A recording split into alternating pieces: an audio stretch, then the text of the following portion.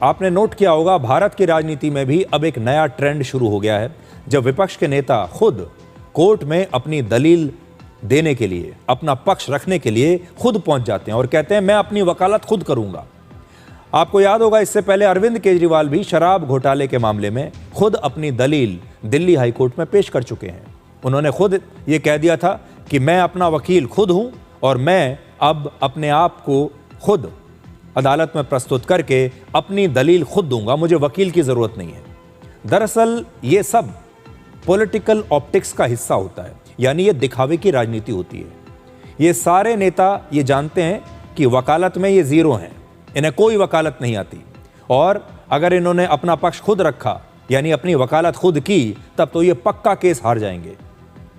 ये ऐसे ही है जैसे कोई व्यक्ति अपनी सर्जरी खुद करने लगे, डॉक्टर ना होते हुए भी इलाज अपना खुद करने लगे, वैसे ही ये होता है। अरविंद केजरीवाल जानते हैं कि उन्हें वकालत की कोई जानकारी नहीं है, वो केस हार जाएंगे, फिर भी उन्होंने कहा नहीं, मैं अपना केस खुद लड़ूंगा। ममता बनर्जी भी ये जानती हैं, लेकिन फिर भी उन्होंने कहा कि हम तो खुद जाकर अपनी दलील पेश करेंगे अदालत में। तो अरविंद केजरीवाल और ममता बनर्जी जैसे नेता अब अदालतों को एक राजनीतिक मंच की तरह इस्तेमाल कर रहे हैं, जहां से उन्हें ज्यादा से ज्यादा पब्लिसिटी मिलती है। लेकिन चिंताजनक बात यह है कि ये सभी नेता एक नागरिक के तौर पर अदालत के सामने मिलने वाले अपने अधिकारों का दुरुपयोग करके अदालत में अपनी राजनीति चमका रहे हैं। कोर्ट रूम में इस तरह के लाइव शोज की स्क्रिप्ट और डायलॉग्स पहले से तय होते हैं। ये सारे नेता ये तय करके जाते हैं कि केस का हश्र कुछ भी हो, ये तो तय है कि ये केस हारेंगे, लेकिन इन्हें पता होता है कि कोर्ट के सामने क्या डायलॉग बोलने हैं। इन नेताओं को कानूनी बहस से ज्यादा कैमरों की चिंता होती है, मीडिया की चिंता होती है।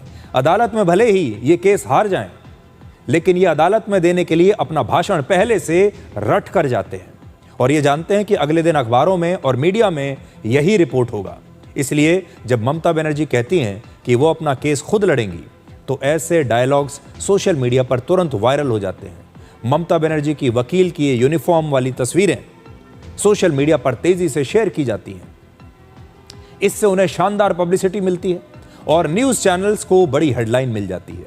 वैसे चुनाव हारने के बाद भी लाइमलाइट में बने रहने का ये बहुत अच्छा तरीका है।